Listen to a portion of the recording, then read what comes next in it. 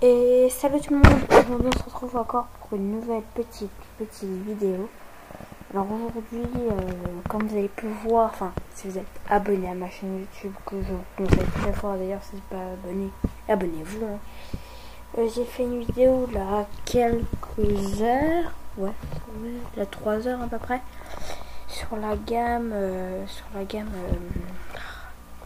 Toyota, non Toyota, sur la gamme Kia. Et parce que j'étais très inactif sur ma chaîne pendant un mois.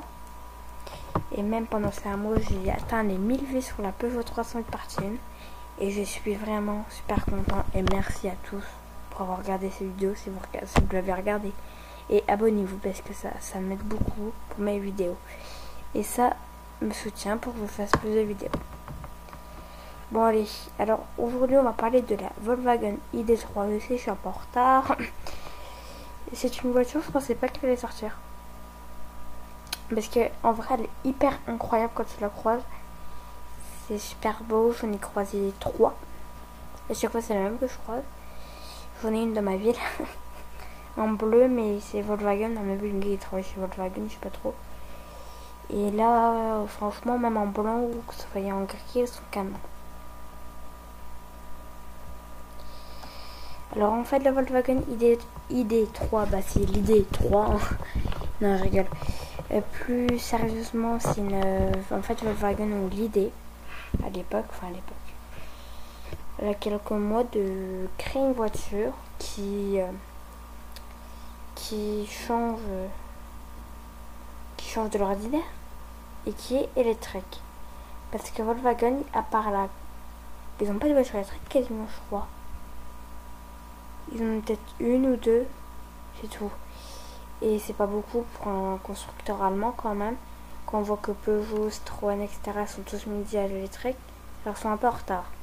Ils ont fait une voiture vraiment qui marche en fait. Et qui est vraiment pas mal. Hein. On peut pas dire qu'elle soit moche. Et je pense que c'est réussi.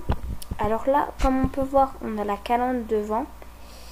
Le logo il s'allume pas, malheureusement, à cause des problèmes de l'homologation. On peut pas. Mais les feux s'allument, logique. Et les deux barres, ou voilà, ici, enfin entre le logo et les feux, ça s'allume.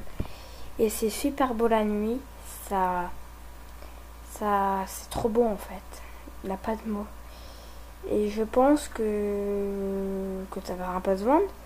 Après, je sais pas si ça se vend beaucoup, parce que j'en ai croisé une.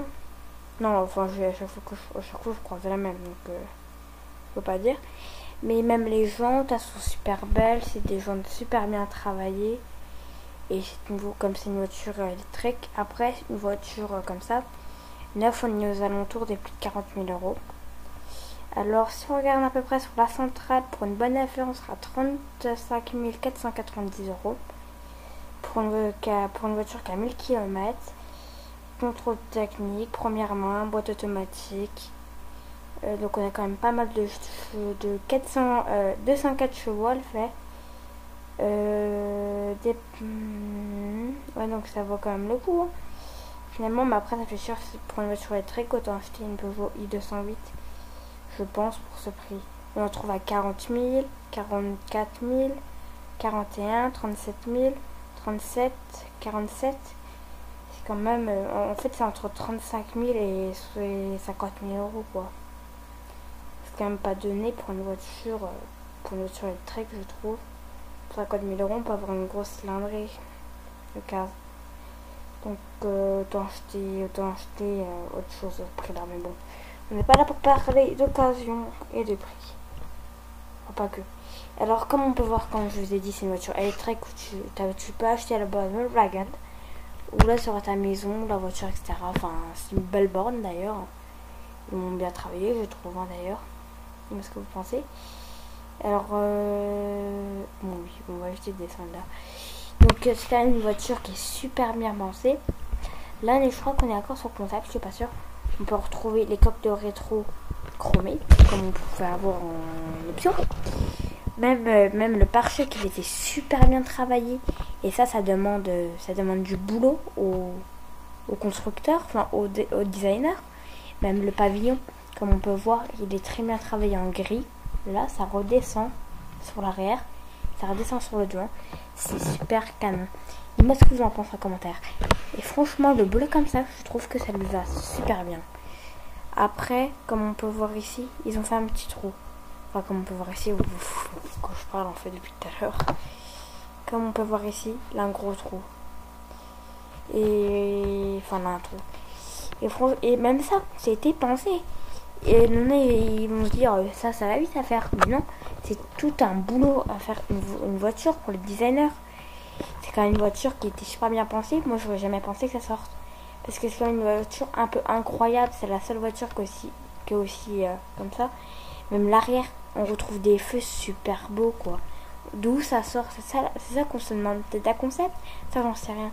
Et même là sur la voiture sur la blanche, comme on peut voir, c'est que ça redescend en noir.